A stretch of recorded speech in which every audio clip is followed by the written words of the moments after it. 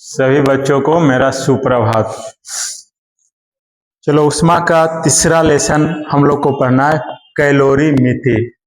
क्या चीज? कैलोरीमिति और अवस्था परिवर्तन के बारे में। अवस्था में परिवर्तन कैसे आता है? जैसे ठोस पदार्थ है तो उसकी अवस्था में परिवर्तन लाओगे कैसे?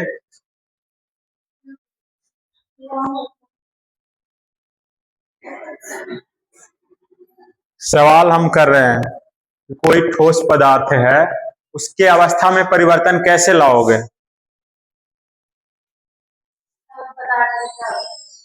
गरम करोगे। अरे अवस्था में परिवर्तन लाने के लिए क्या करते हैं? गरम करते हैं। गरम करना पड़ेगा तो अपने आप अवस्था में परिवर्तन हो जाएगा। ठीक है, सबसे पहला टॉपिक है यहां पढ़ना हम लोग को ऊष्मा। ऊष्मा किस वजह से उत्पन्न होता है जी? तो गति के कारण है, अणुओं में गति के कारण। और ये क्या है? ऊर्जा का एक रूप है। ऊष्मा ऊर्जा का एक रूप है जो पदार्थ में अणुओं के गति के कारण उत्पन्न होता है। जो किस वजह से उत्पन्न होता है? पदार्थ में अणुओं की गति के कारण। और अच्छा, ऊर्जा का एसआई मात्रा क्या होता है जी? जूल, सबको पता। और सीजीएस मात्रा क्या होता है? कैलोरी। पैकेट पर देखता है ना, कोई खाना खाने वाला पैकेट रहेगा ना तो उस पर लिखा हुआ रहेगा इसमें इतना कैलोरी है, इस पर इतना कैलोरी है, एक पैकेट में इतना कैलोरी मतलब कि मिलेगा, इस तरह से लिखा हुआ रहता है।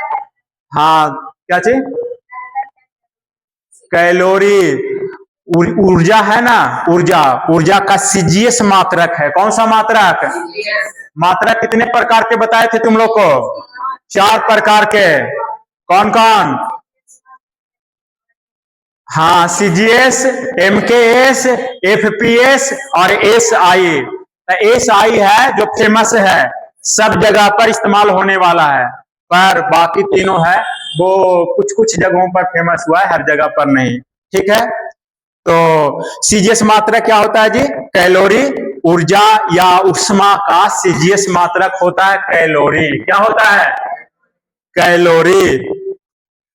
रेशमी पहले इधर ध्यान दो।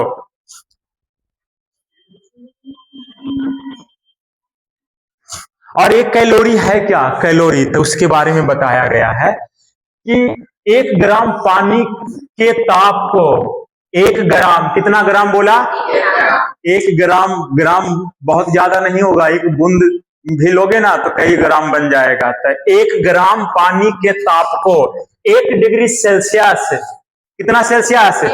1 डिग्री सेल्सियस बढ़ाने में जितना ऊष्मा की जरूरत पड़ता है उसको बोला जाता है 1 कैलोरी। क्या बोला जाता है? 1 ग्राम पानी के ताप को 1 डिग्री सेल्सियस बढ़ाने में जितना ऊष्मा की जरूरत होता है उसको क्या कहते हैं? 1 कैलोरी। 1 ग्राम पानी के ताप को 1 डिग्री सेल्सियस बढ़ाने में जितना ऊष्मा की जरूरत पड़ता है उसको बोलते हैं 1 कैलोरी। ठीक है, तो 1 कैलोरी मतलब 1 कैलोरी बराबर कितना जूल? 4.2 जूल। तो कोई बताएगा कैलोरी बड़ा मात्रक की जूल बड़ा मात्रक? जूल छोटा मात्रक कह रहे हैं। छोटा क्यों बोले फिर से पता है? ये चार मिलकर के ना 4 जूल 1 कैलोरी के बराबर हुआ। बड़ा कौन हुआ? कैलोरी। तो कैलोरी बड़ा मात्रक कि जूल बड़ा मात्रक? तो कैलोरी क्या है? सीजीएस मात्रक ना, और जूल एसआई मात्रक। अब कहे 1 किलो कैलोरी में कितना जूल होगा? तो क्या करते? किलो का वैल्यू 1000 होता है क्या? तो 4.2 में 1000 से गुना कर दो, कितना आ जाएगा? 4200। 4.2 गुना 1000 आ जाएगा 4200। ठीक है, नेक्स्ट टॉपिक है विशिष्ट ऊष्माधारिता।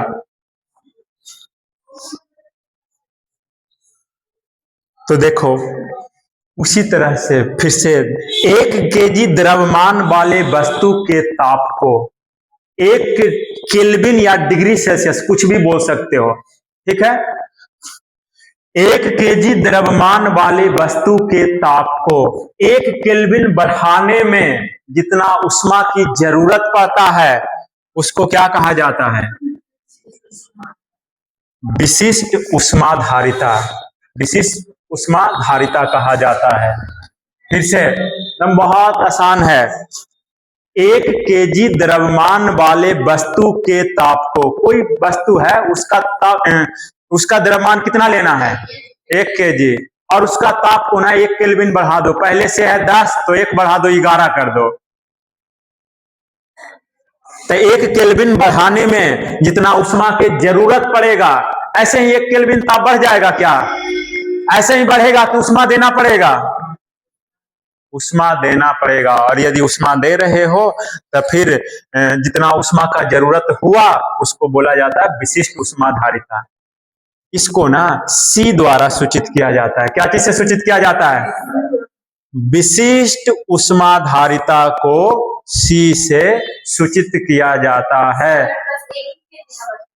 हाँ, विशिष्ट ऊष्माधारिता बोला ना तो 1 केजी लेना है द्रव्यमान वाले वस्तु। कोई भी वस्तु लो तो उसका द्रव्यमान कितना लोगे? 1 केजी। हाँ, और उसका ताप 1 केल्विन बढ़ाओ या 1 डिग्री सेल्सियस बढ़ाओ, ठीक है। ऊष्मा, कितना ऊष्मा लगेगा ना वो किस बात पर डिपेंड करता है? ये ऊष्मा है जी, ऊष्मा को बता रहा है। dq ऊष्मा को बता रहा है। इसका फॉर्मूला क्या होता है? mc/dt। mc/dt। इसको और आगे लिखो ना, मतलब इसको लिख सकते हो T2 - T1। क्या लिख सकते हो? T2 - T1। ये वाला फार्मूला परमाणु द्वारा मतलब कि लाया गया है, मतलब सिद्धांत के अनुसार डायरेक्ट ये वाला आया हुआ, ठीक है। डेल्टा क्यू बराबर क्या है? mc/dt। mc/dt। C क्या है? यही है विशिष्ट ऊष्माधारिता, ठीक है। तो C बराबर क्या फार्मूला मिल जाएगा जी? dq बटा m into dt, ठीक है। C बराबर ये मिल जाएगा। हाँ, D के साथ T है, ठीक है। तो चलो A आ गया। अब तुम लोग से पूछा जाए कि C का SI मात्रक बताओ तो क्या जवाब दोगे? C का SI मात्रक बताओ तो क्या बोलोगे? इसका SI मात्रक, ऊर्जा का SI मात्रक क्या होता है? जूल। ऊर्जा या ऊष्मा का SI मात्रक जूल। द्रव्यमान का केजी। द्रव्यमान को केजी में मापते हैं, द्रव्यमान के लिए केजी, ताप को केल्विन में। अब इसको ले चलो ऊपर, तो जूल, केजी इनवर्स और केल्विन इनवर्स, ये हो जाएगा एसआई मात्रक। ताप का एसआई मात्रक और बीमा दोनों के होता है। हाँ, चलो अब इसका बीमा का बात करूं। चलो इधर इसका बीमा का बात करूं तो ऊर्जा का बीमा क्या होता है? ऊर्जा का बीमा क्या होता है जी? mLT के पावर -2। द्रव्यमान का तो m और ताप का तो k। एगो m से एगो m कैंसिल, तो क्या बचेगा? L² T के पावर -2 और k के पावर -1। कोई दिक्कत नहीं ना एसआई मात्रक और बीमा में? तो चलो इस बात को यहाँ ऐड किया हुआ है। अब बात करें पानी का विशिष्ट ऊष्माधारिता कितना? तब 4200 जूल। कितना? तो इसका कहने का मतलब 1 केजी पानी को ताप, 1 केजी पानी के ताप को 1 केल्विन बढ़ाने में कितना जूल ऊर्जा खर्च करना पड़ेगा? 4200 जूल। 1 केजी पानी लेना है और उसके ताप पहले से मान लो कि वो 10 डिग्री सेल्सियस पर है, चाहे 10 डिग्री सेल्सियस में कितना केल्विन हो जाएगा? तो 273 जोड़ 283, पहले से है 283 केल्विन पर, ठीक है। और उसको 283 से बढ़ा करके 284 करना है, तब कितना जूल ऊर्जा की जरूरत पड़ेगा? 4200 जूल ऊर्जा की जरूरत पड़ेगा। अब बात करें उष्माधारिता। तब विशिष्ट उष्माधारिता में क्या बोल दिए थे, याद है? 1 kg द्रव्यमान को क्या कर दिए थे, फिक्स 1 kg। लेकिन यहां पर द्रव्यमान को फिक्स ना करेंगे और ताप बढ़ाएंगे 1 केल्विन। हाँ, यहां पर कितना भी रख सकते हो। तो परिभाषा तो आसान हो गया, उसी के जैसा है कि नहीं, कि किसी वस्तु के ताप को यहां पर फिक्स ना करेंगे 1 kg, किसी वस्तु के ताप को 1 केल्विन बढ़ाने में जितना उष्मा की जरूरत पड़ता है उसको उष्माधारिता कहते हैं। विशिष्ट बोला तो वहां पर ताप द्रव्यमान को क्या कर देना, फिक्स 1 kg। ठीक है। अब उष्माधारिता किसको कहते हैं, तो द्रव्यमान और C के गुना एक साथ रहेगा ना, तब ये उष्माधारिता कहलाएगा। M इंटू C क्या कहलाएगा, उष्माधारिता कहलाएगा। तब बताओगे उष्माधारिता का SI मात्रा क्या होगा। तो देखो ये ताप चला जाएगा नीचे, कहां चला जाएगा, ताप चला जाएगा नीचे, तो इसका SI मात्रक होगा जूल और ताप का केल्विन, तो जूल केल्विन इन्वर्स हो जाएगा। और बीमा भी अब की बार M से M ना कटेगा जी, जैसे मतलब कि यहाँ इसका क्या होता है बीमा, mL² T के पावर -2 और बटा में आएगा ये वाला K, ऊपर ले जाओगे तो K के पावर -1। कैलोरीमीटर, कैलोरी क्या चीज को मापता है, उष्मा को। कैलोरी किसको मापता है, और मीटर का मतलब माप करने वाला ना, तो उष्मा के माप करने वाला यंत्र को क्या बोलोगे। ये सब याद करने वाला टॉपिक है क्या, कैलोरीमीटर। उष्मा मतलब कैलोरी किसको मापता है, उष्मा को। उष्मा के माप करने वाले यंत्र को कैलोरीमीटर कहते हैं।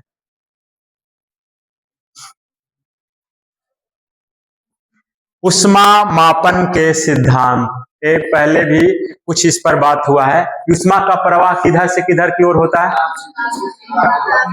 उच्च ताप से निम्न ताप की तरफ। सबको मालूम कि ज्यादा गर्म से कम गर्म की तरफ उष्मा का प्रवाह होता है। ठीक है।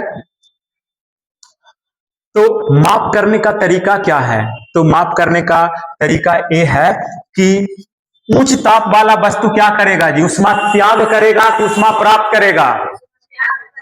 तो देखो दो गो वस्तु है, एक गर्म वस्तु है, चलो एक का तापमान है 50 डिग्री सेल्सियस और दूसरा का तापमान है 30 डिग्री सेल्सियस।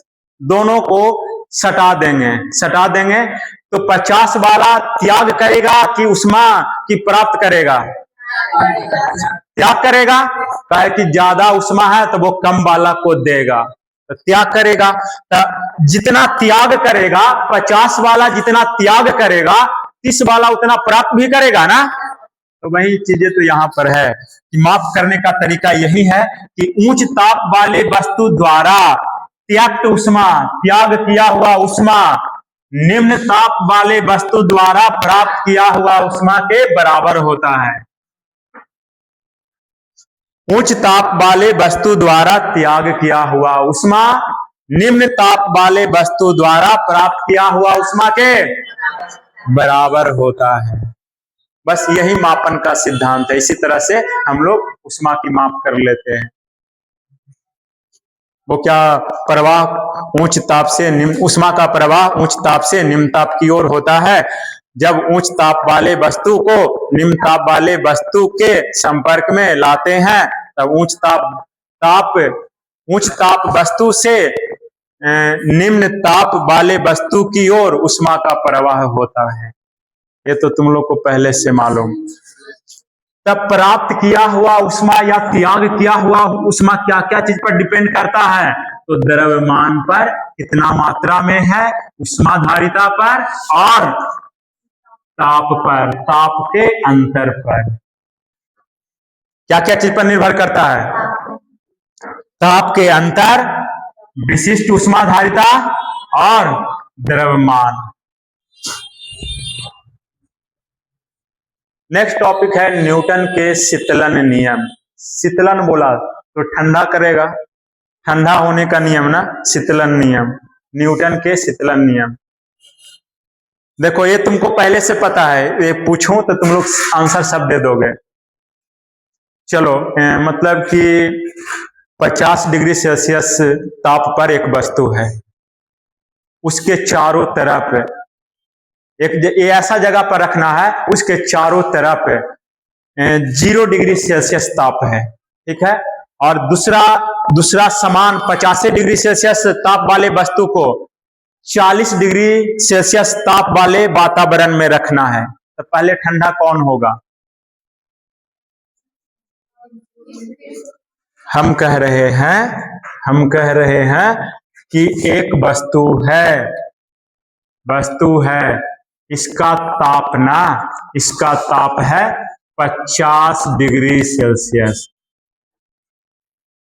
और इसको जहां पर रखा जाता है ना, उसके चारों तरफ के वातावरण का ताप है 0 डिग्री सेल्सियस। और फिर से समान आकार का दूसरा वस्तु है, इसका भी मतलब यही वस्तु को ऐसा जगह पर रखा जा रहा है, उसके माध्यम का ताप है 40 डिग्री सेल्सियस। तो ये वाला वस्तु पहले यहां ठंडा होगा कि पहले यहां ठंडा होगा? इसमें पहले ठंडा हो जाएगा ना, नियम तो तुम लोग को पहले से ही मालूम है कि यहीं पर ठंडा हो जाएगा। तो एक किस बात पर निर्भर करता है पता है? ताप के अंतर पर। किस पर निर्भर करता है? जिसमें ताप का अंतर ज्यादा तो वहां पर ठंडा जल्दी होगा, ताप का अंतर ज्यादा तो ठंडा जल्दी होगा, ताप का अंतर कम तो ठंडा देरी से होगा।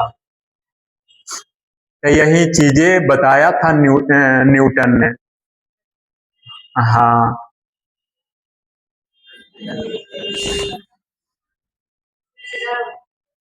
किसी गर्म वस्तु द्वारा उष्मा हानि की दर, ठंडा हो रहा है जी, ठंडा हो रहा है तो हानि हो रहा है ना उष्मा का, और समय से भाग लग रहा है, तो समय से भाग लगने पर दर बनता है क्या? हाँ, तो उष्मा हानि की दर वस्तु तथा उसको घेरने वाले माध्यम के तापांतर के समानुपाती होता है। यानी वस्तु के ताप माइनस उसको घेरने वाले माध्यम के ताप का अंतर ज्यादा है तो उष्मा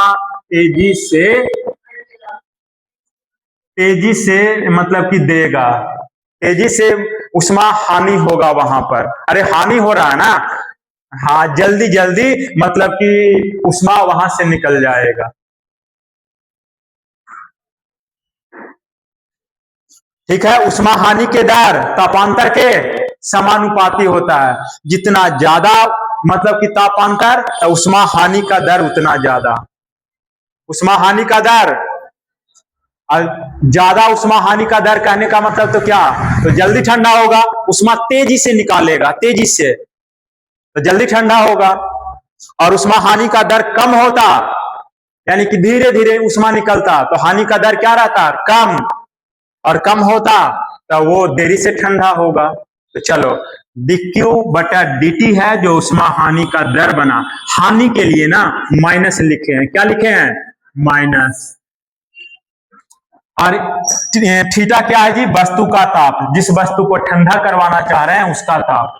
और थीटा नोट क्या है? जिस माध्यम में वस्तु को रख रहे हैं माध्यम का ताप है। हाँ, तो समानुपाती है ताप के अंतर का। ठीक है, तो माइनस का माइनस रहने दो, समानुपाती के जगह कितने चीज लगाते हैं? बराबर और नियतांक लगा दिए। अब माइनस यहां पर है, माइनस अभी यहीं पर छोड़ दिए हैं। आज सबको मालूम कि dq किसके बराबर? mc dt या d थीटा। हम ताप को यदि थीटा बोले हैं तो थीटा लोगे, ताप को t बोले हैं तो t लोगे। तो यहां पर देखो ये थीटा बोल दिया ताप को, तो यहां पर भी तो ताप को थीटा लेना पड़ेगा ना। तो dq की जगह क्या लिख दिए? mc d theta. ठीक है, d थीटा को यहीं छोड़ दिए और थीटा वाला को इधर ले आए और mc को इस तरफ लेकर चले गए। और dt जो नीचे में था इसको इधर लेकर चले गए। ठीक है, कोई दिक्कत? अब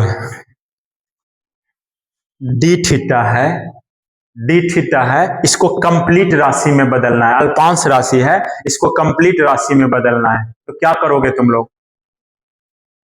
डिफरेंशिएशन ना पूरा को अधूरा में बदलता है, पूरा रहता है ना तो उसको अधूरा में बदलता है।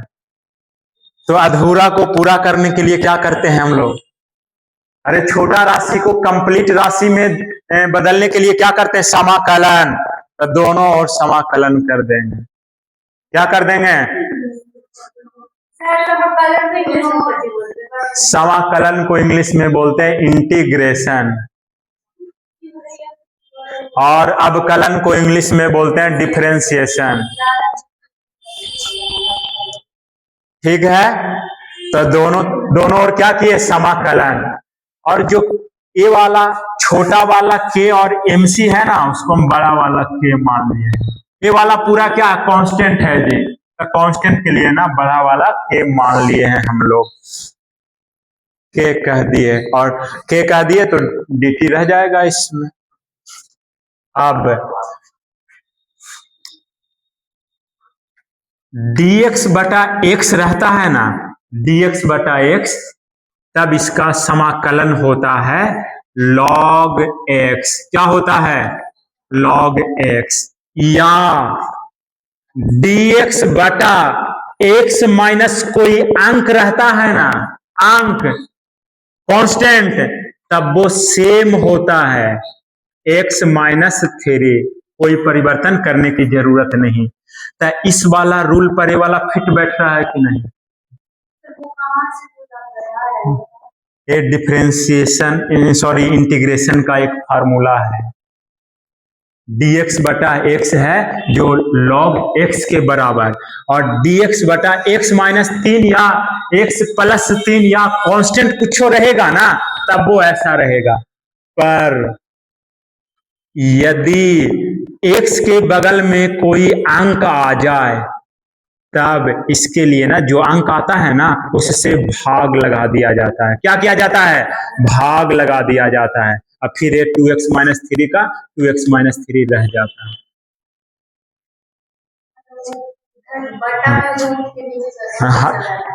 बटा नहीं, इसके x के किनारे बगल में जो अंक रहेगा ना, उससे भाग लग जाता है, और ए वाला अंक से प्लस और माइनस के बाद वाला अंक से कोई फर्क नहीं पड़ता है। फर्क किससे पड़ता है?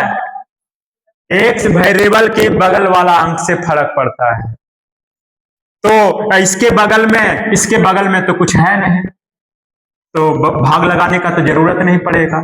यानी कि ए वाला रूल पर बैठ रहा है, तो ऐसा लिख सकता हूं ना, ln थीटा माइनस थीटा 0।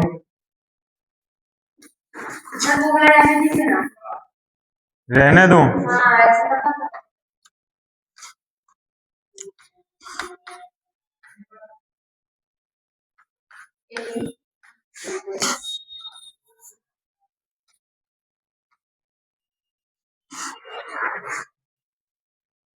चलो, तो ये हो गया माइनस के टी प्लस सी। dt का क्या होता है? समाकलन टी। तो बस हो गया खत्म। अब ये दोनों के बीच ग्राफ खींचे, इसके और के बीच में ग्राफ खींचे। तो देखो के को टी न है, हाँ टी और इसके बीच में ग्राफ खींचे, तो दोनों समानुपाती है क्या? अरे वाला इसके क्या है? समानुपाती। एक को बढ़ाओगे, टी को जैसे जैसे बढ़ाओगे, ln theta minus theta note बढ़ेगा। तो देखो यहाँ पर टी कम है, तो ए वाला भी इतने हैं, है ना, कम है। अब हम यहाँ पर बढ़े, टी को और आगे बढ़ाए, तो इसके सामने कहाँ पहुंचा जी? यहाँ। तो यहाँ पहुंचा, तो इसके सामने ये वाला पॉइंट कहाँ मिलेगा? यहाँ। यानी इसका मतलब क्या? जैसे जैसे हम आगे की तरफ बढ़ रहे हैं ना, तो वैसे वैसे ये वाला भी बढ़ रहा है। इस तरह का ग्राफ वही शो करता है। ठीक है, चलो अब नेक्स्ट टॉपिक है गुप्त ऊष्मा। गुप्त बोला तो छुपा हुआ ना, सेम तुम लोग को पता है गुप्त का मतलब छुपा हुआ। तो अब की बार ना ऊष्मा तो देंगे लेकिन ताप उप ना बढ़ेगा, ऊष्मा देंगे लेकिन ताप ना बढ़ेगा। तब उस प्रकार के उष्मा को क्या बोलते हैं? बोल रहे हैं, वो समझ में आ रहा है ना? किसी वस्तु को उष्मा देंगे लेकिन उसका ताप ना बढ़ेगा तो उसको क्या बोलोगे? गुप्त उष्मा। जैसा कि 0 डिग्री सेल्सियस पर बर्फ है, क्या है? बर्फ है, उसको कुछ उष्मा दोगे तो 0 डिग्री सेल्सियस पानी में बदल गया, तो वहां पर ताप बढ़ा क्या? शुरू में ताप बढ़ा? नहीं बढ़ा, तो जितना उष्मा लगा वो क्या कहलाएगा? गुप्त उष्मा।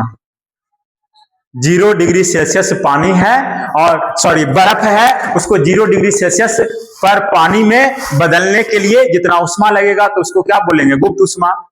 और यहां पर 2 तरह के उष्मा आता है, एक बाष्पन के गुप्त उष्मा, एक गलन के गुप्त उष्मा, तो वो दोनों भी चर्चा करेंगे हम बारी बारी से। तो देखो, गुप्त उष्मा, उष्मा का वह परिमाण जो किसी पदार्थ के ताप में परिवर्तन किए बिना, ताप में परिवर्तन नहीं करेगा, ताप में परिवर्तन किए बिना उसके अवस्था में परिवर्तन करता है। जैसे भी बोल रहे थे ना, बर्फ था किस अवस्था में? बर्फ किस अवस्था में? ठोस अवस्था में। पानी द्रव अवस्था में। तो ताप में परिवर्तन किए बिना यदि अवस्था में परिवर्तन करता है तब उसको क्या कहते हैं? किसी वस्तु के ताप में परिवर्तन किए बिना उसके अवस्था में परिवर्तन करता है तो उसको क्या बोलेंगे? गुप्त उष्मा। इसका फार्मूला होता है जी m इंटू एल। क्या होता है? m into L. गुप्त उष्मा का फार्मूला होता है m इंटू एल। एल को क्या, एल को ही बोला जाता है गुप्त उष्मा। एल को क्या बोला जाता है? गुप्त उष्मा। तो एल बराबर क्या हो जाएगा जी? Q बटा M। कोई बताएगा कि एल का एसआई मात्रक क्या होगा?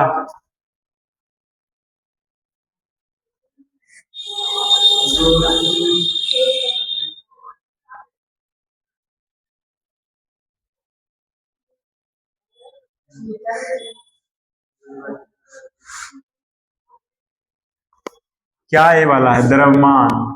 एम क्या है? द्रव्यमान। ए क्या है? ऊर्जा, उष्मा है ना। तो उष्मा का एसआई मात्रक जूल, और द्रव्यमान नीचे में आएगा तो द्रव्यमान का एसआई मात्रक केजी ना होता है जी। मतलब तुम लोग अपना अस्तित्व में नहीं रहते हो क्या?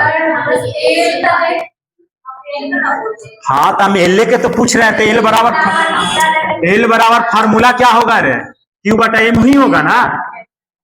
अरे एल बराबर क्या होगा? Q बटा, तो Q का एसआई मात्रक और द्रव्यमान का एसआई मात्रक जूल केजी के पावर -1। सब कहते हैं कि तुम लोग अपना अस्तित्व में नहीं रहते हो। अब गलन की देखो, यहां पर ना गुप्त उष्मा में विशिष्ट उष्माधारिता बोले या सिर्फ उष्माधारिता बोले, दोनों क्या है? सेम। वहां पर अलग अलग था, पीछे अलग अलग था। हाँ, विशिष्ट उष्माधारिता अलग था लेकिन और सिर्फ उष्माधारिता अलग था, लेकिन यहां पर विशिष्ट गुप्त उष्मा बोले या सिर्फ गुप्त उष्मा बोले, दोनों सेम है। देखा ना, यहां पर द्रव्यमान को तो 1 केजी लेगा ना, 1 केजी लेगा तो 1 केजी द्रव्यमान में 1 केजी द्रव्यमान है, उसको अवस्था में परिवर्तन करने में जितना ऊर्जा लगेगा वो क्या कहलाएगा? गुप्त उष्मा। तो यहाँ पर उससे थोड़ा सा यहाँ भिन्न है, ये ध्यान रखना। अब गलने का बात आया तो पिघलने का, गलन यानी पिघलने का, तो पिघलने, चलो अब तुम लोग से गलन की विशिष्ट गुप्त उष्मा का बात कर रहा हूं। तो 100 डिग्री सेल्सियस पानी को 100 डिग्री सेल्सियस वाष्प में बदलने का उष्मा होगा, या क्वेश्चन क्या है वो मालूम ना? गलन की विशिष्ट गुप्त उष्मा। गलन की विशिष्ट गुप्त उष्मा क्या है? ये 2 गो में से एगो चुनना है। तो हम बता रहे हैं कि 100 डिग्री सेल्सियस पर पानी है और उसको 100 डिग्री सेल्सियस वाष्प में बदलने में जो उष्मा लगेगा वो होगा कि 0 डिग्री सेल्सियस पर बर्फ है और 0 डिग्री सेल्सियस पर पानी में बदलने का उष्मा होगा। बताओ दोनों में कौन होगा? अरे गलने वाला है तो बर्फ ना गलेगा, गलेगा कौन?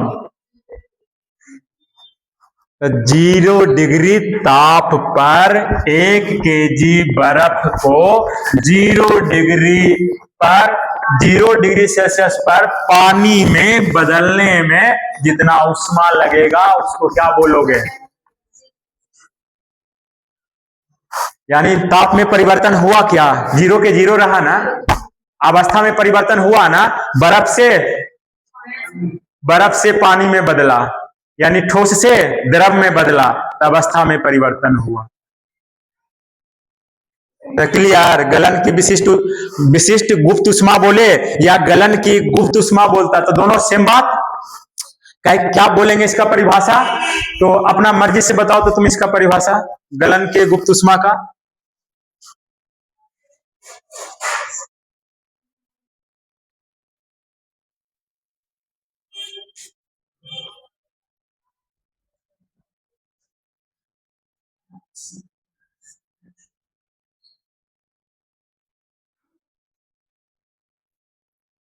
बोल सकते हो? कोई बोल सकता है? चलो बोलो, चलो बोलो ना। जैसे कोई बढ़ रहा है, तो उसको उतना ही उष्मा देता है।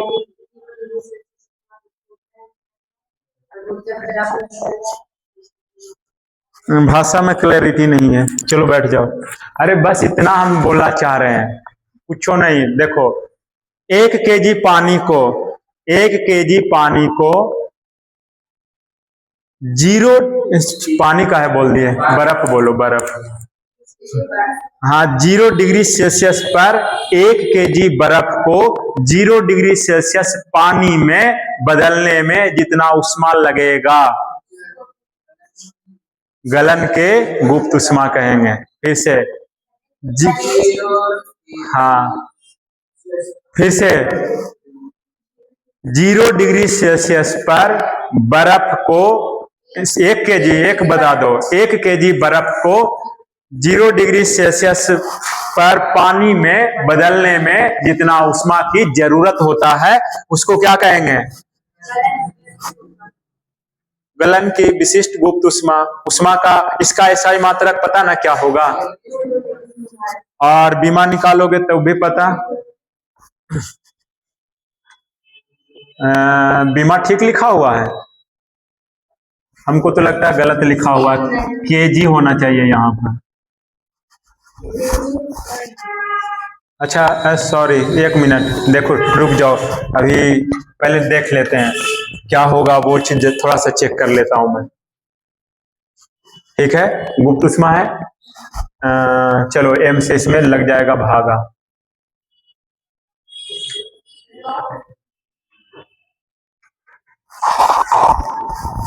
हाँ, तो इसका एसआई मात्रा क्या होगा? चलो बीमा भी बताना, ये तो ठीक है था, मतलब कि एसआई मात्रक तो जूल बटा केजी तो हो ही जाएगा, बीमा बताना है। क्या होता है जी? ml स्क्वायर टी के पावर -2, और द्रव्यमान का क्या होता है? तो m से m, द्रव्यमान का m होता है, m से m खत्म, तो क्या हो जाएगा?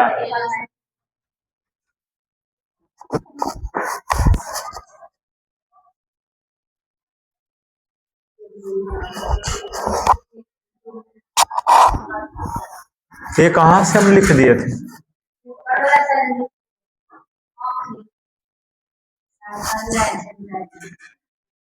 सर का ही राइटिंग है।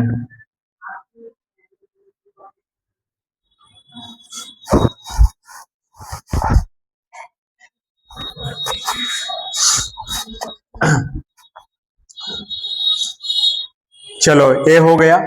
अब एसआई मात्रक और बीमा ठीक है। बर्फ के गलन के विशिष्ट गुप्त उष्मा कितना होता है? 336 × 10⁻³ प्लस में है 336 गुना 10 के पावर प्लस 3। अब वाष्पन के विशिष्ट गुप्त ऊष्मा, यहां पर भी अब बताने का जरूरत ना पड़ना चाहिए क्या, कि 100 डिग्री सेल्सियस पर 1 केजी पानी को उसी ताप पर वाष्प, हाँ 1 केजी विशिष्ट बोल दिया तो 1 केजी कर दोगे, द्रव्यमान को फिक्स कर दोगे। 1 केजी पानी को उसी ताप पर, उसी ताप बोले तो 100 डिग्री सेल्सियस, वाष्प में बदलने में जितना ऊष्मा लगता है तो उसको क्या बोलोगे, वाष्पन के विशिष्ट गुप्त ऊष्मा। तो बस यही है, इसका SI मात्रक भी वही रहेगा और फिर वाष्पन के विशिष्ट गुप्त ऊष्मा इतना लगेगा।